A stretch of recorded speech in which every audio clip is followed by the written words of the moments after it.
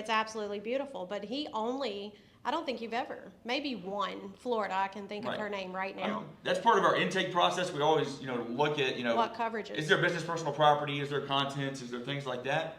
But for the most part, I'm riding the horse that you've already been riding, right? Yeah. You've already opened up coverage. You've already staked out a position. You've already submitted that proof of loss. We're locked into that damage model you've created, Yeah. For better or for worse. A lot of times, you've done a great job doing it. But if you didn't open up other coverages, pursue other coverages, right? Later down the road, we may have an opportunity to try to bring that back in.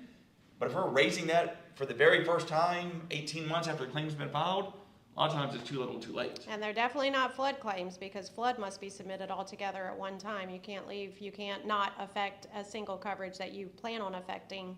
It has to all be submitted at the same exact time. Right. So flood's different, flood's federal. I hate a lot of we do. We take flood, but the flood needs help too. I do all of my flood certifications every year when I do my CEs, because we're going to take them. Nobody else wants to take them, so we're going to take them. But we're not spending no ad dollars on getting flood claims. No, But I think this should be the model. And we attorneys don't want the want flood them. claims, but we're not turning any legitimate flood claims away. No. It's like the attorneys that tell you they don't want to take your small claims. I guarantee you, if you got shit claims, they're not taking them no matter what. Nope. If you got a Walmart bag that you pull up to them, and I see it all the time, and hell, I used to be that guy before I met this wonderful woman here. You take a Walmart bag to them and you tell them, I got clear bad faith right here. Here's my proof. If it's a small claim, he's going to spend 3 or 4 hours, and his office is going to spend 3 or 4 hours straightening up your paperwork and putting everything to where he can even see if you're even talking to the right person. Yep. Do you even have a contract signed by the person that is legally able to sign the contract? And oftentimes that answer is no. Means I've spent all of this time for nothing and I don't know what you have. Now you take that in opposition to somebody that has a claim file that you go, here, click this button.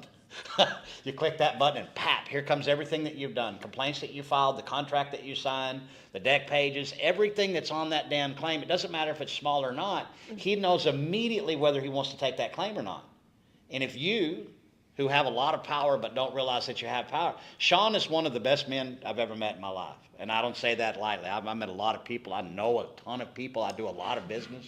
I'm going to crawl under the table here. No, your morals and ethics. His morals and ethics are such that what he's wavered. telling you right now is that he wants you to go get every damn penny out of that claim that you can get before he puts his hand on it. Do you understand what that means? Protect the insured. He is foregoing his percentage on that money and telling you to go do your fucking job. Do it. Get every penny that you can, and I don't want to see it until you have done so. Then when you have done so, you have truly given the insurance company every opportunity to do the right thing, and they have absolutely failed. And because of that failure, I want to take them into account. I want them to do what the law requires them to do and what the contract they promised. But first, you go get all of that money. What you're really seeing is control. See, we took control away from them on every aspect of that damn claim. The only thing they now have control of is what the contract gave them the control of, and it's whether or not they pay it.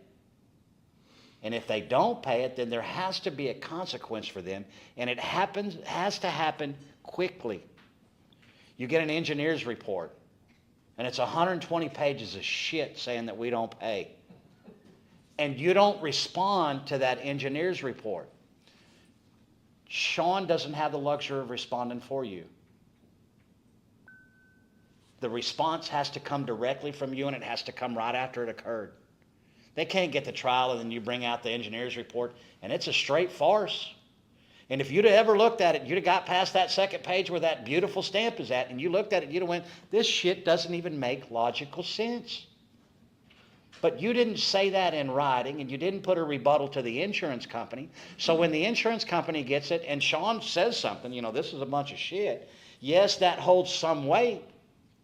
But if you thought it was no good, why didn't you say something then? And the insurance company could have had an opportunity to have listened to your opinion and said, you know what, you're right. This is such a That big guy deal. is an idiot. We're sorry that we sent him out there, which they can absolutely say at trial that you didn't give them the opportunity, and they would have changed their mind. If you gave the opportunity at the point of impact, and they refused to change their mind, but you gave them that damning information that told them that their report was full of shit. You didn't just say it was full of crap. You literally tore it apart. He says this here, this is absolutely untrue. He calls the product a slate product. It's actually concrete barrel tile. He don't even have, you point these things out, he then has something to work with. If you don't, you've lost control and you've given control back to the people who don't deserve to have it. So people call me up all the time and are like, I got a great case, clear bad faith. I'm like, Clear. clear bad faith.